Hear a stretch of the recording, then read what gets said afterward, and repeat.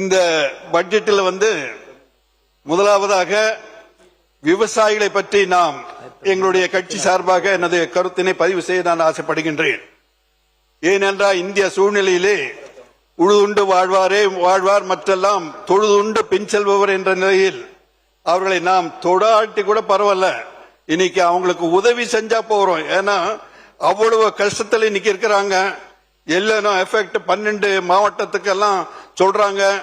Delta பகுதியிலும் எங்களுடைய நீலகிரி பகுதியிலும் கூட கடந்த வாரத்திலே மக்கள் எல்லாம் ஒரு போராட்டத்தை எல்லாம் பயிர்கடனை நீக்க வேண்டும் முழுமையாக என்று அவர்கள் சொல்லி வந்திருக்கிறார்கள். ஆகவே பயிர்கடனை எப்படியாவது பயிர்கடனை ரத்து செய்து விவசாயிகளுக்கு நீங்கள் உதவினால் அதுவே அவர்களை தொழுவதற்கு சமமாக இருக்கும் என்பதை நான் இந்த நேரத்தில் உங்களுக்கு சுட்டிக்காட்டிக் கொள்ள விரும்புகின்றேன்.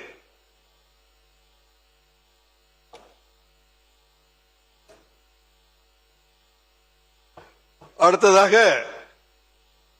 மேகதாது அணை கட்டும் விஷயமாக சொன்னார்கள். அது நமது உரிமை, அதில் ஒன்றும் மாற்றமும் இல்லை. அதே நமது சகோதரி அவர்கள் பேசும்போது சொன்னார்கள், பிரேமலதா சகோதரி அவர்கள், நமது பகுதியிலே கூட எங்கெங்கு நீர்நிலைகளை மேம்படுத்தி தி அகுமெண்டேஷன் ஆஃப் வாட்டர் எங்கெங்கு முடியுமோ அங்கெல்லாம் செய்தால் நன்றாக இருக்கும் என்று சொன்னார்கள். அதற்கு ஒரு கருத்தை நான் பகிர்ந்து கொள்ள விரும்புகின்றேன். எங்களுடைய நீலகிரி மாவட்டத்திலே கூடலூர் பகுதியிலே சிரபுஞ்சி என்பது அஸ்ஸாமிலே அதிகமாக மழை பெய்கின்ற இடம். சிரபுஞ்சி ஆஃப் த சவுத் என்று சொல்வார்கள், தேவால் என்ற பகுதி. அந்த நாடுகளிலே பாண்டியார் என்ற ஒரு நதி நமது திராவிட மணிக்கெல்லாம் தெரியும் நினைக்கின்றேன். அங்கு ஒரு நதி இருக்கின்றது. அந்த நதியின் உபரி நீரெல்லாம் கேரளாவுக்கும் கர்நாடகாவுக்கும் போய் வேஸ்டாகின்ற ஒரு சூழ்நிலை இருக்கு.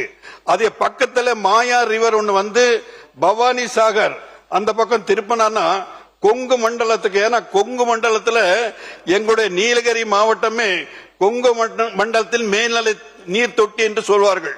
அந்த அளவில் நீலகிரியில் வளமாக இருந்தால் கொங்கு மண்டலம் காப்பாற்றப்படும். அந்த வகையில் அது மாதிரி ஒரு திட்டங்களை எல்லாம் நிமிடத்துவம் கொண்டவர்களை எல்லாம் சட்டமன்ற நேரலையை தொடர்ந்து பார்க்கலாம்.